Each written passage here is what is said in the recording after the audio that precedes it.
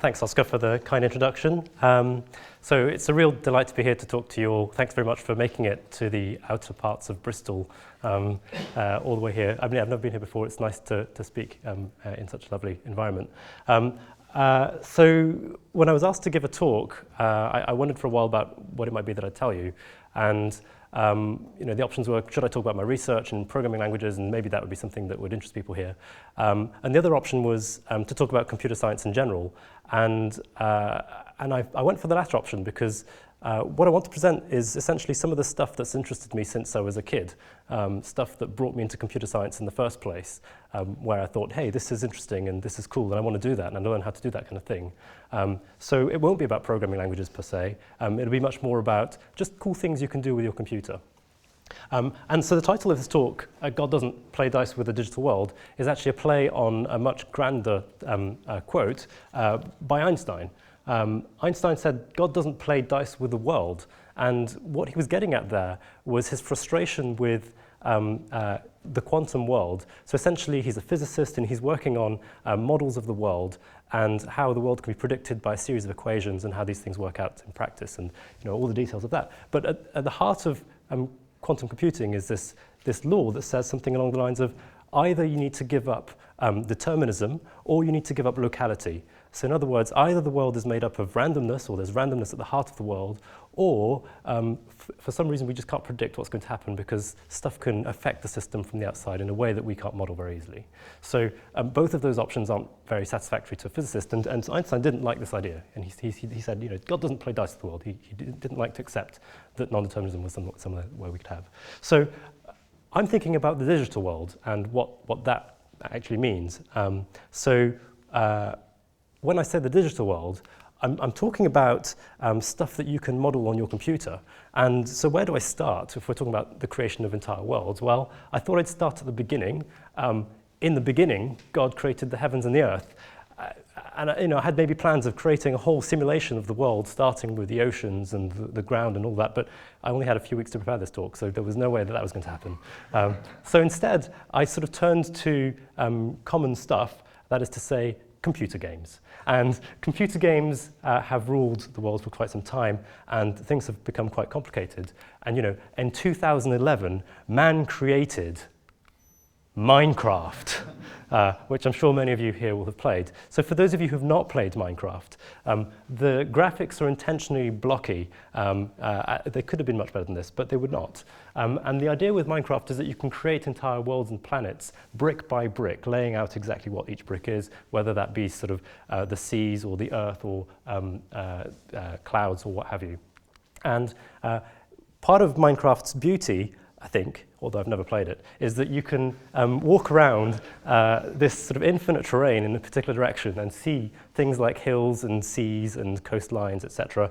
And the point is that these worlds have not been generated or created by a particular artist or an engineer or somebody who's designed that place to look like that. It's been created by a computer program that decides to place things wherever it wishes. And it's been given certain rules about how things should be placed, but that's about it. So when you play Minecraft, you have no idea what's going to come up. Roughly speaking, that things are going to look a bit like this, but you don't know the exact terrain in any detail. And so you get some cool screenshots like this, and like this, where perhaps there are some rocky areas around. And so it's quite a rich world. So where did these kinds of programs start off? So for many, the story of sort of procedurally generated worlds, that's to say worlds generated by some procedure executed on a computer, starts in around 1978. So there was a game called Beneath the Apple Manor. And the graphics were quite similar to those of Minecraft, as you can see. They were completely text-based, ASCII codes, and the idea was that you had to find a golden apple on floor 10 beneath the Apple Manor. And what you can see here is a labyrinth, or one level of the labyrinth, and you're looking top-down. And these labyrinths were all generated procedurally, and so this is one of the first artifacts of this. This game was a precursor to so-called roguelike games, where you essentially have one life, and you start at the top of the maze, you work your way through, and if you die, game over, you start all over again. Or even if you get to the golden apple, game over, you start all over again. And the idea was just to get the best score that you could, and people sort of still play these kinds of games today. Our next stop would be sort of 1979, and you can see the graphics here are really quite advanced. We're talking about 3D isometric views here. And again, I'm kind of highlighting this one not because of its amazing graphics, but because this was an exploration game in the same way that the one above was, where the world was being generated as well as the wonderful graphics. And then there's this one in 1984, which I wanted to point out, called Rescue on Fractals. This one I want to point out because so this is a flying simulation game. As you can see, you're in a cockpit, very realistic. And the idea is that these jagged lines that you can see, they are mountains. And the cool thing about those, again, they're not created by an artist, they've been generated by machines. So the sort of from humble beginnings, we get some pretty cool things coming out.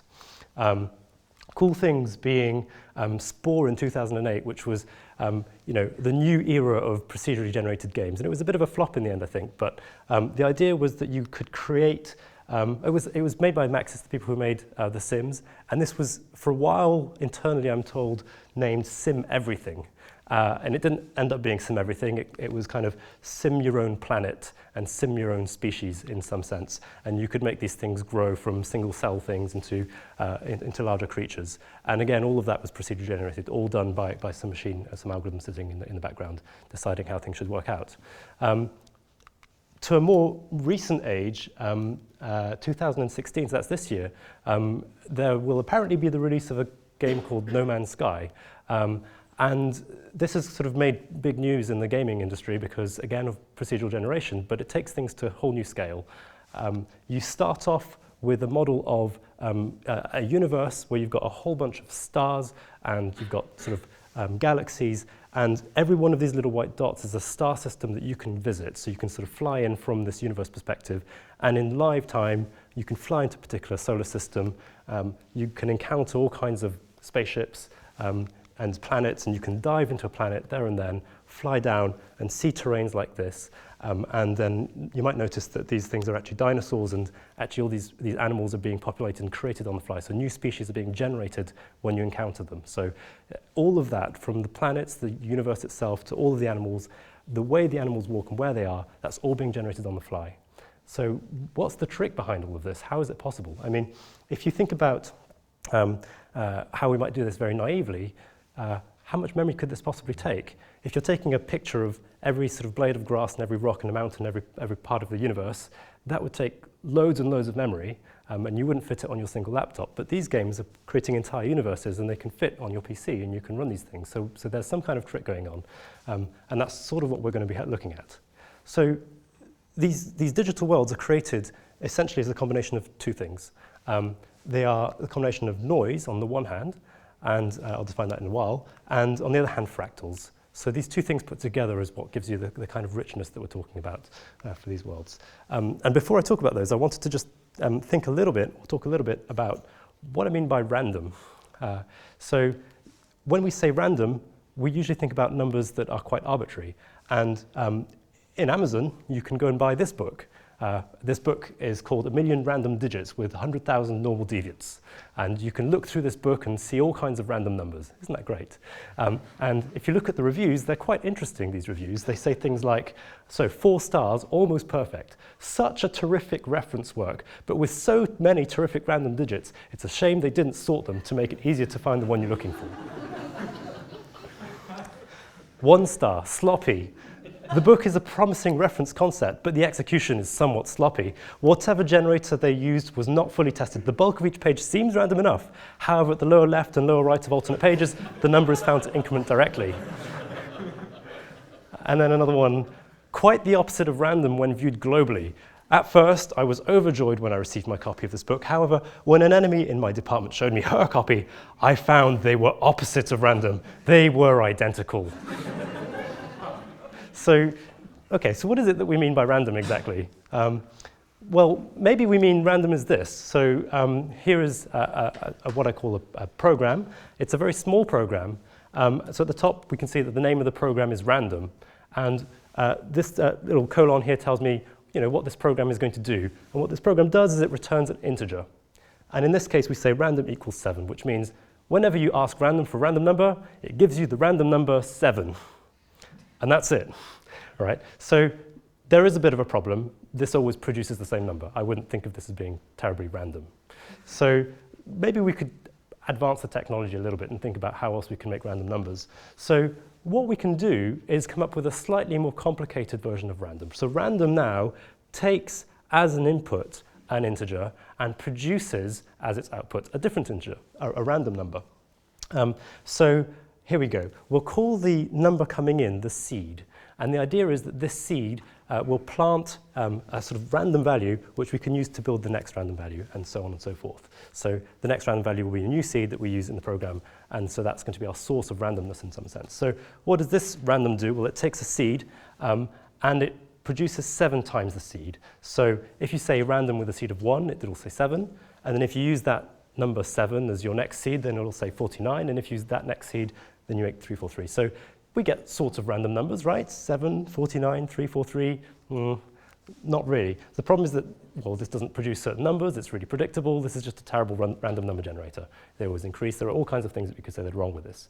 So, okay, we can improve this again a bit more, and maybe we want to sort of mod 11 this, for example. So what we're doing here is we're pretending that the numbers that we get back are sort of on a clock cycle. So whenever you get to a number that's more than 11, you're going to start counting again from the beginning again.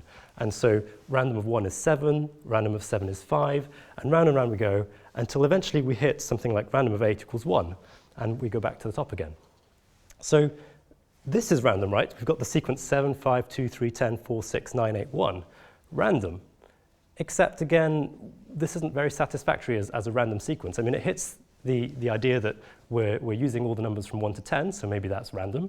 But what I mean by random isn't that it's just this sequence of numbers. In fact, this isn't random enough in the sense that when we say random of 1, we're always going to get 7. And so if I keep using the seed 7 here that comes back, and then this seed back, and then this seed here on the right-hand side back as the input, it's just going to loop this sequence 7, 5, 2, 3, 10, 4, 6, 9, 8, 1 over and over and over again. It's extremely predictable because given a certain input, you're going to get exactly the same output again. So again, not satisfactory. So what we'll do is we modify, so this is too predictable. So we're going to modify the function yet again and think about a slightly different version of what's going on. So we're going to say that the input is the seed. That's going to stay the same. And the output is going to be a pair of things. It's going to be 2 integers. On the one hand, a random value, and on the other hand, a next seed. And the idea here is that we're decoupling the generation of the random number from the generation of the random seed. And so we'll keep on feeding the seeds back in. So random of 1 makes the value 7 and the seed 13, and 13 will get fed back in. Random of 13 makes the value 3 and 169, and we feed 169 back in, and round we go.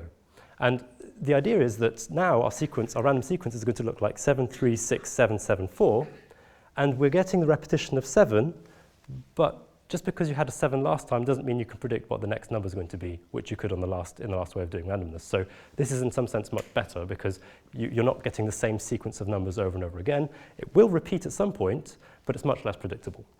And the way we're doing that is that we're just doing different things with the new seed and the random number, and that's all that we're outputting.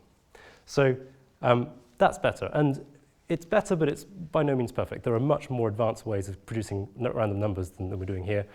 Ways where even if you knew the method of producing the next random number, you still couldn't predict what the next random number was in some sense. So things can get very complicated, and the people here who do cryptography will be able to go into much more detail than I am going to go into here. So that's randomness for you, and the next concept that, well, we want to think about is this concept of noise, because noise and fractals are what makes these artificial worlds possible. So let's think about where noise came from in the first place. Noise, or at least procedural noise, had its beginnings in Tron. So Tron was a film which I very much enjoyed as a kid. I think it was produced in around 1982, 83 or so, and the idea was that the protagonist was launched into some digital world where he was inside the computer. And being inside the computer, the graphics looked something like this, where everything was made of polygons that were constructed in a very regular way. Sure, it looked like an entire world, and for the time this was advanced stuff. But really, the sort of lead director of the technology behind making this film, Ken Perlin, was a bit frustrated. He said, on some level, I was frustrated by the fact that everything looked machine-like. So he didn't like the fact that this looked so blocky. He didn't like the fact that this didn't look organic.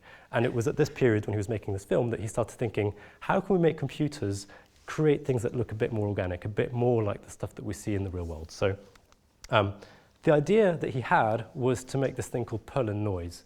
And I'm going to vastly simplify things, but roughly speaking, he's saying, let's take a whole bunch of random numbers and scatter them like this.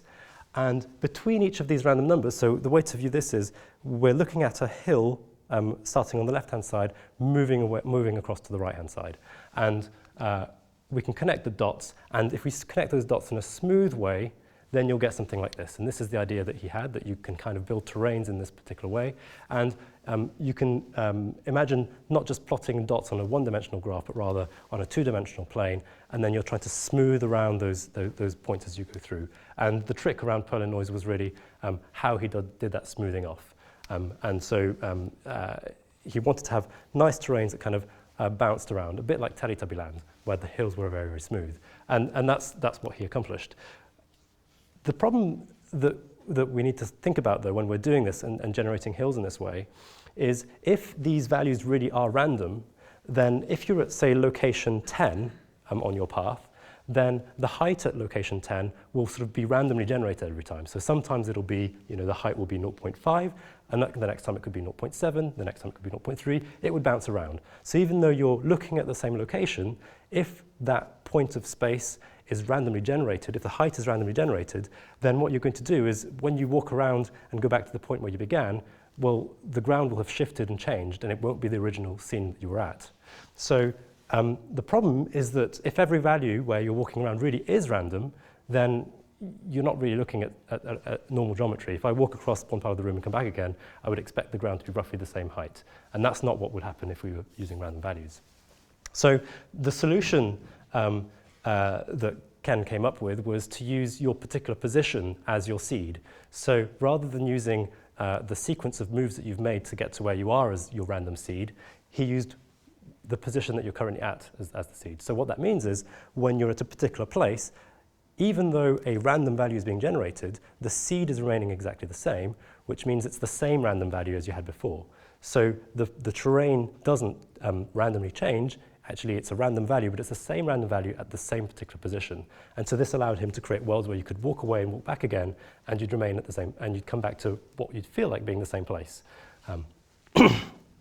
Okay, so when you take this and you extrapolate into sort of 2D, you get a world that looks a bit like this. So it's probably not easy to see with this projector, but roughly speaking, the idea is that these lighter areas of blue are going to be mountainous areas, and these darker areas are going to be valleys. And you get sort of an entire world surface like this when you extrapolate into 3 dimensions. And the problem with this is it's really boring.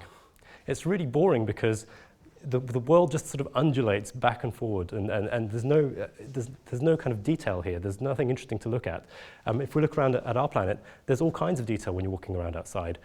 The ground goes up and down at the minute level as well as the grand scale, and here it's kind of all kind of homogeneous and boring in that sense. So that's where Ken looked into using fractals to make things just be a bit more interesting. And fractals are something that I've been interested in quite some time. And here is probably one of the most famous fractals. It's the Mandelbrot set, which in some sense is very self-repeating. So you can see the whole thing here, but you can see sort of aspects of itself as you look through. And so if you zoomed into particular parts of the Mandelbrot set, you would see things like this, or like that, or like this. So again, this part here is some zoomed in part of the Mandelbrot set, which is very self-similar to the Mandelbrot set itself as a whole. And so this is kind of one of the first fractals that you would see as being, wow, this is beautiful.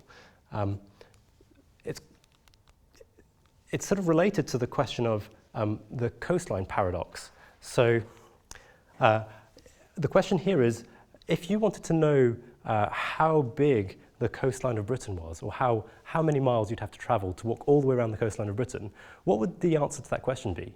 So to first approximation, you might say, okay, well, I'm going to use these yardsticks and just roughly approximate and say if the yardsticks are 200 kilometers wide, then maybe the whole of the UK has a circumference of 2.4 kilometers, so 2,400 kilometers.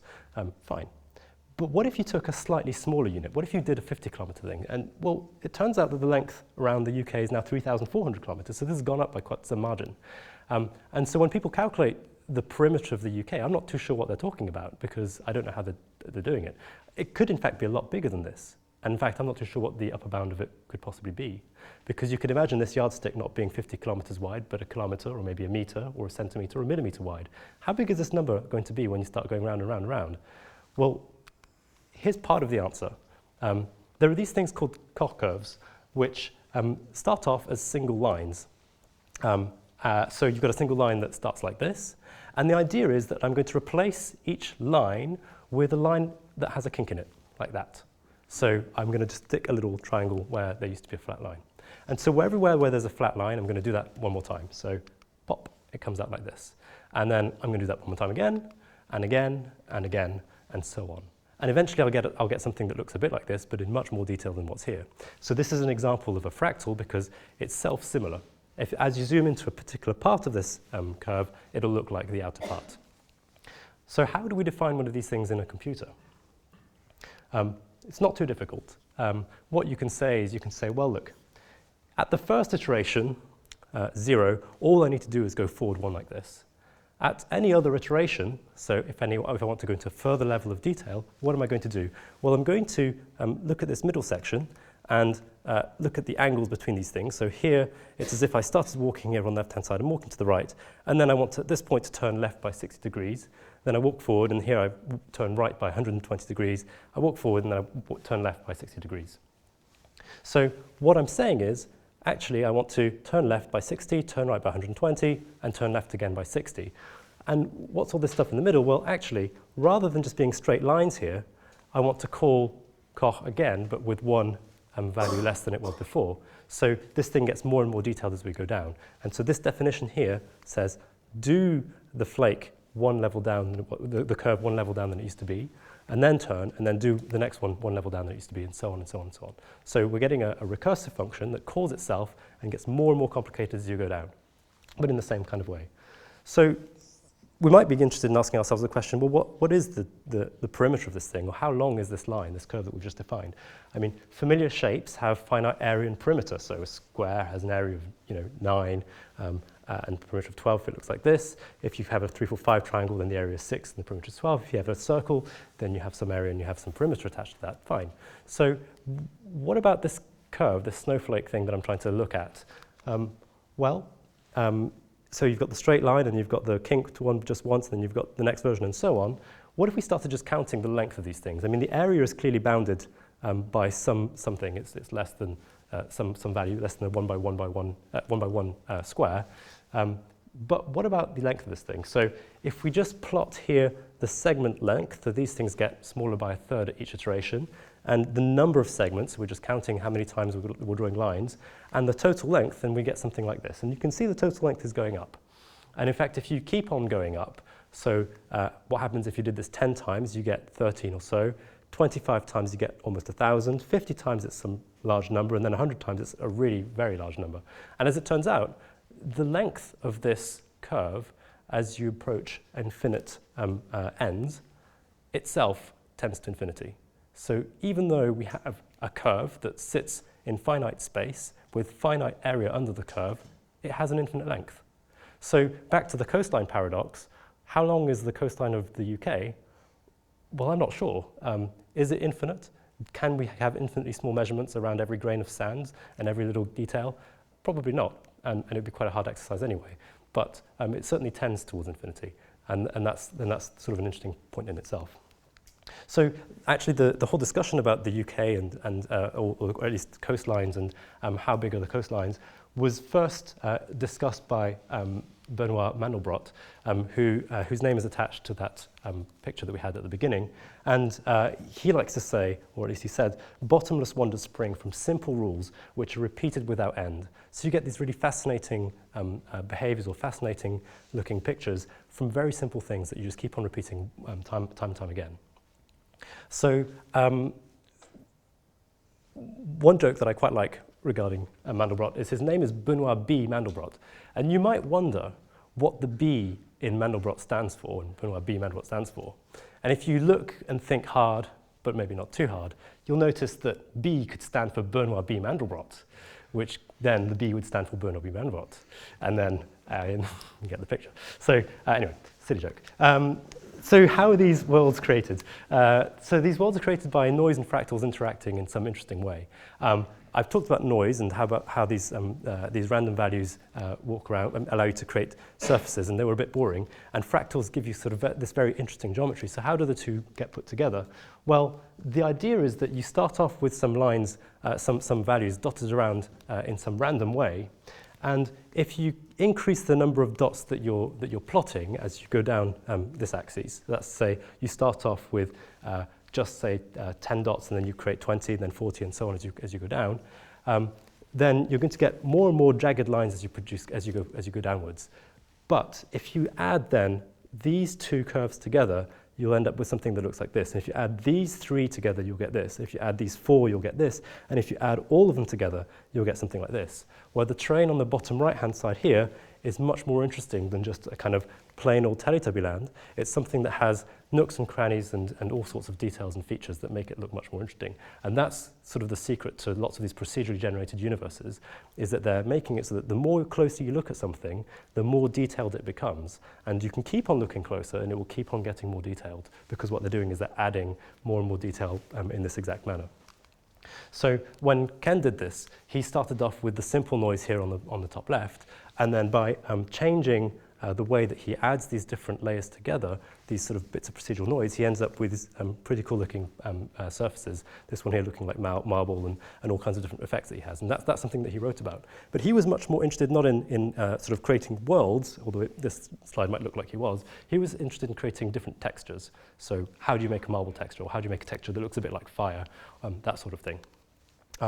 The person who decided to take this and really run with it to make procedurally generated planets was Ken Musgrave, and he ended up making these kinds of pictures in the 90s, which started to look a bit more like realistic planets and realistic places. And that's all based on the kinds of ideas that we've been talking about so far.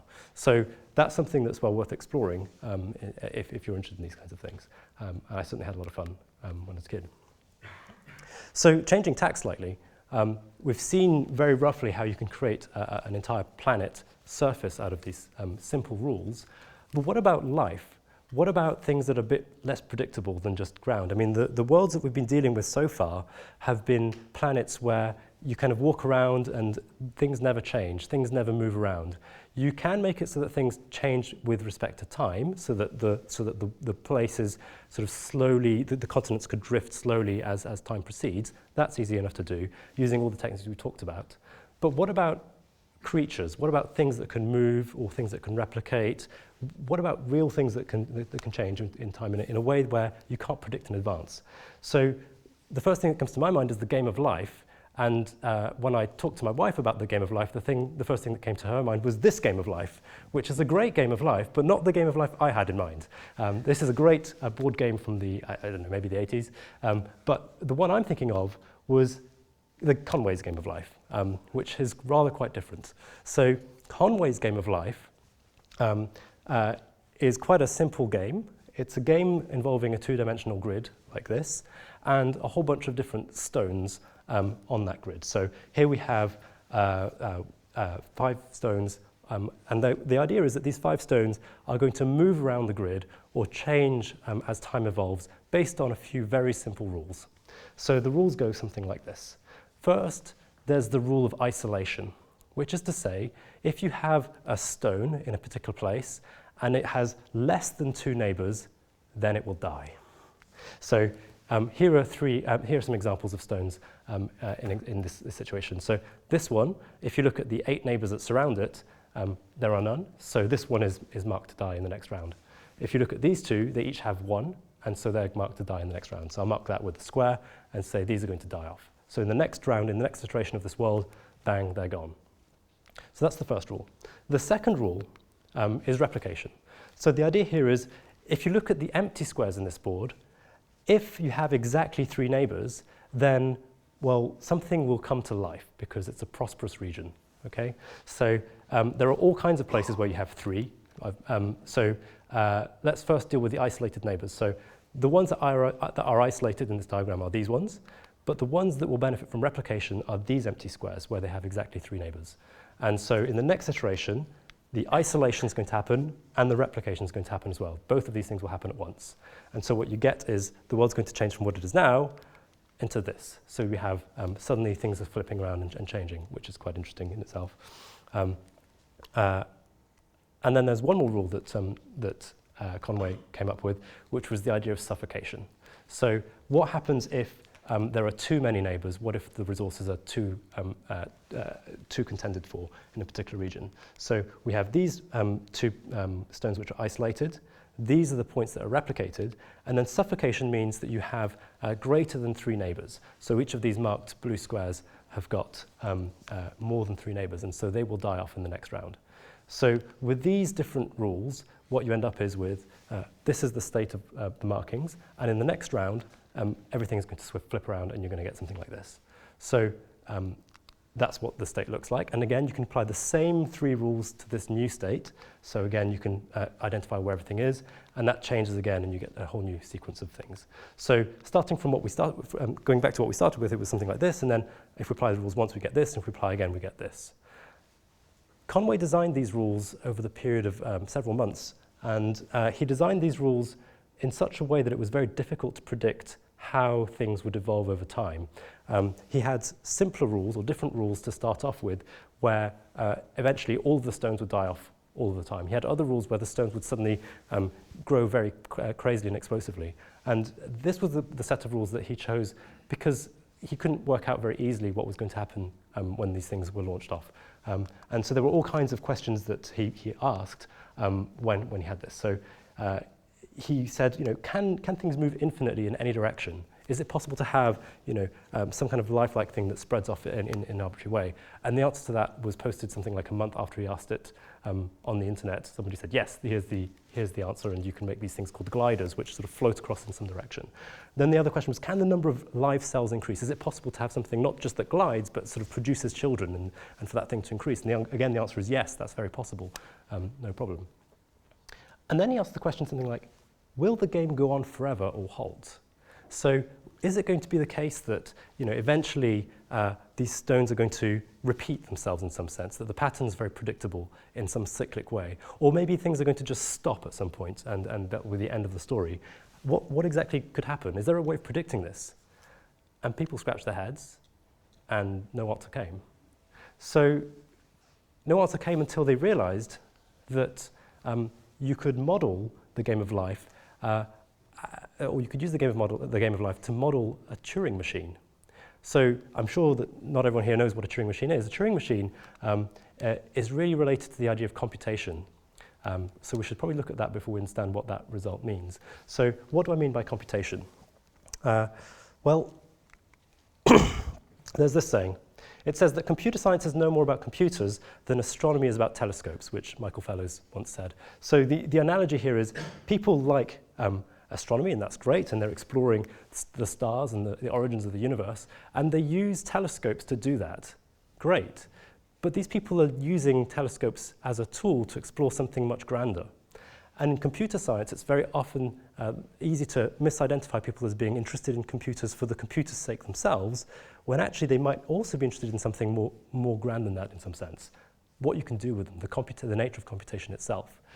Now, this is definitely an exaggeration because there are all kinds of people who are computer scientists who will say, actually, I am just interested in the computers, and that's fine, right? But there will be those who are computer scientists who are not just interested in computers, they're interested in computation itself. In the same way that some astronomers might be very good at knowing how the telescopes work. In fact, it's an engineering art in its own right, but it's not the same as understanding astronomy. And so it's not the same understanding the hardware of a computer as it is understanding the concepts behind what computer science is, what the ideas behind recursion are, what the ideas behind computation or how you can make things happen is. So, in fact, this point is sort of easily made in a sense because the word to compute means to determine by mathematical means. That means that you have a rigorous way of approaching a problem and a rigorous way of getting to an answer. So that is the mathematical means that we're talking about. That is what it means to compute. And a computer is a person that computes. And the definition actually was used back in 1646, 100 years before Babbage was even thinking about machines, which is well before computers actually existed. So what a computer is not a machine, is not an iPhone, is not this thing that you've got. It's a person, or actually it's a thing that can do a process. The process is the thing that we're interested in, the computation.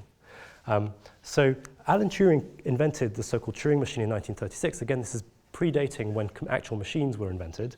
And to this day, the model that he had of what a computer should be remains the most powerful thing that we have in terms of understanding what a computer could be. There is no model of computation that we have that's more powerful than what he conceived. And so it's worth understanding a little bit about how simple that model is. And it's surprising that this is what you can get out of computation. So here is a so-called Turing machine. Now, a Turing machine is a very simple thing. It consists of a single tape, that's to say a big roll of paper, and he was envisaging somebody sitting with a big roll of paper out in front of them, and all they do is they look at a single spot beneath where they are, and they read that single spot, and then they as a result of reading that spot, they decide something. They decide, okay, am I going to read the next thing to the left, or the next thing to the right, or am I going to stop doing stuff? And the other thing they decide is, what am I going to rub out and replace that value with? Or am I just going to stop altogether? So roughly speaking, he's saying you have somebody who starts off in some state. So they say, okay, well, I'm in state A. I'm going to just do A-like things. And if I see a 1, then I'm in an A state, I do 1. What I'm going to do is I'm going to just write 0 where I was looking. I'm going to go into state B, and I'm going to move 1 off to the right. So that's the rule that we have in this exact instance. We're in state A, we're looking at a 1, we're going to move to the right. And we change that 1 from being, that value from being a 1 to being a 0. Now we're in state B, and we can ask ourselves again, okay, well, I'm in state B, and what I'm looking at is a 1, so this is the rule that I want to fire off. And what I want to do is I want to just go to the left, replace this 1 with a 0, and then go into state A. So it's just a very simple process. And this simple process, it might look like it's a bit silly and easy and too simplistic.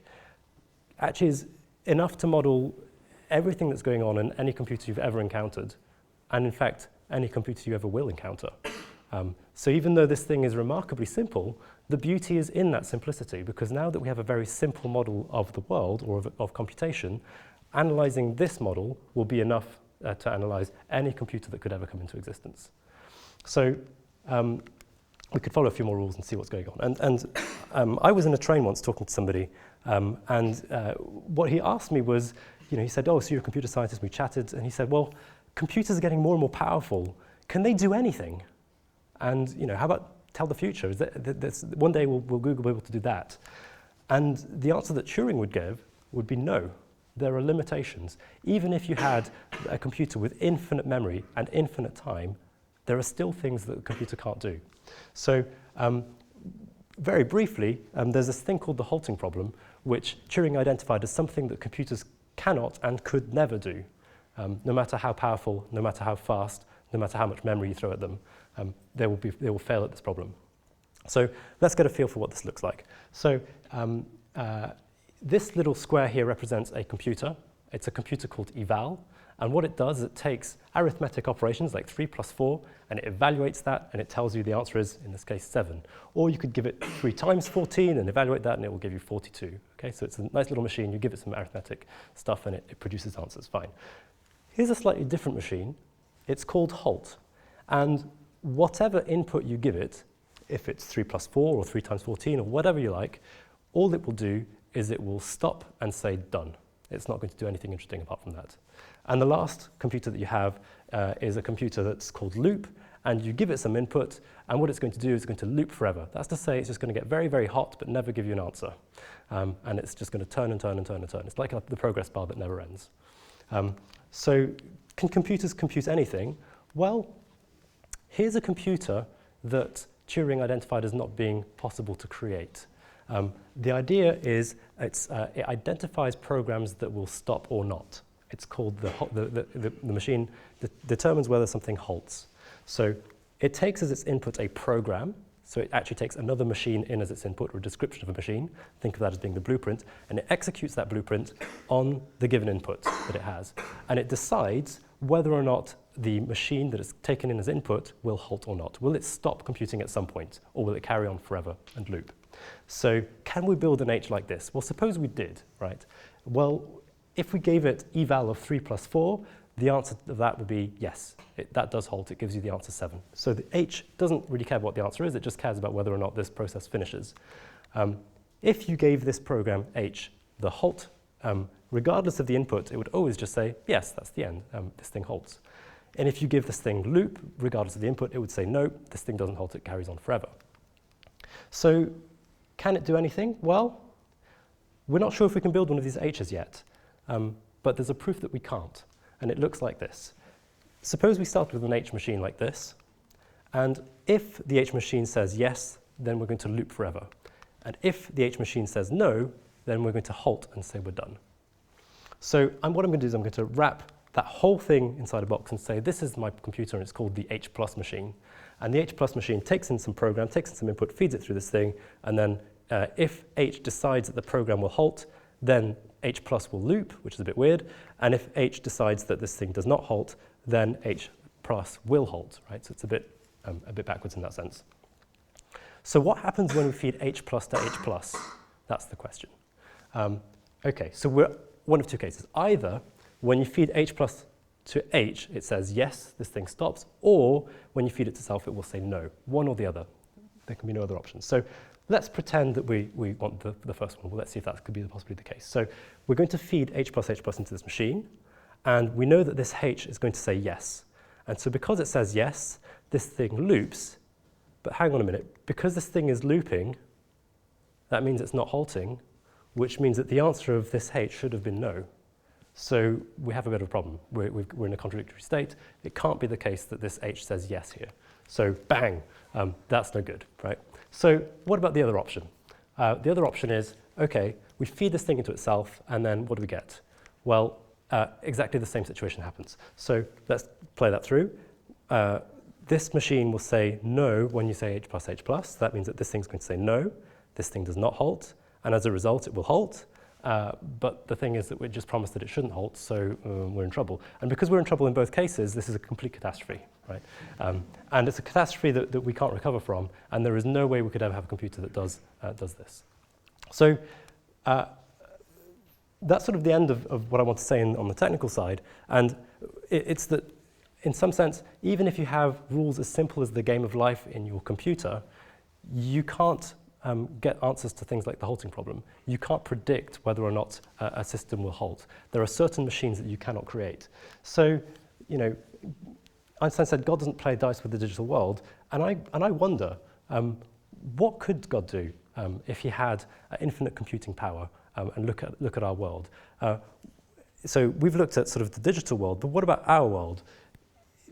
Suppose we don't have any randomness. Suppose that everything is determined and that God can look into the future and look into the past and everything will be the same. Maybe he can, maybe he can't, but suppose it's even as simple as that. Well, in a world where there's sort of computation, if God had a computer that could look at our machines and work out whether they could stop or not, we still have a problem because God can't solve the halting problem. He can't know whether or not a computation will terminate. Even if he executes it, even if he executes the universe, he still can't tell whether it terminates, unless he has a magical oracle that tells him, oh, actually, this program will stop. That's sort of outside knowledge. But Turing goes further and he says, well, okay, even if God had a machine like that, that's to say a computer with an oracle, he would need an oracle to be able to tell whether or not a computer with an oracle can halt. And up goes the problem. So when people say, well, God is all-knowing, what they're claiming is that God has a super powerful computer that not only solves the halting problem, but solves the halting problem with an oracle and two oracles and so on and so on and so on, which is a pretty interesting thing in itself. So these are the crazy reflections that you might have as a computer scientist looking at how computation works out in the world. And so I'll leave that with the end. Thank you.